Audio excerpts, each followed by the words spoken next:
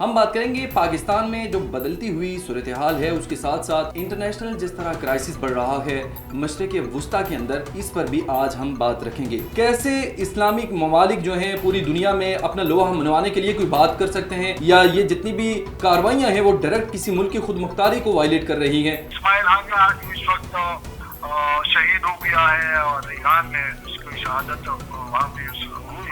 पाकिस्तान में अल्हम्दुलिल्लाह हमारी तरफ से उनके साथ जो ताउन हो सकता था हमारी तरफ से हमने किया है। जुर्रत के साथ जिस तरह हमें करना चाहिए एक मुसलमान मुल्क के लिए, रईस है एक मुसलमान एक पाकिस्तानी, हम वो किरदार अदा नहीं कर सकते हैं जिस तरह हम अदा कर रहे हैं। दफा जो है आपने ईरान के साथ, एक तो जानबूझ के इसराइल चाह रहा है कि ईरान को लड़ाई में घसीटे और वो जंग इनएविटेबल, जैसे मैंने कहा है कि हर हालत में जंग होगी, क्योंकि जंग उन्होंने तैयार कर लिया, फैसला कर लिया। और इस्माइल हनिया साहब के उनके शहादत से उन्होंने दो मैसेज दिए कि एक तो हम तुम्हारे घर में घुस के तुम्हें मारेंगे, दूसरा तरीका बात ये कि हम मजीद इसके ऊपर मुज़ाकरात नहीं करना चाहते।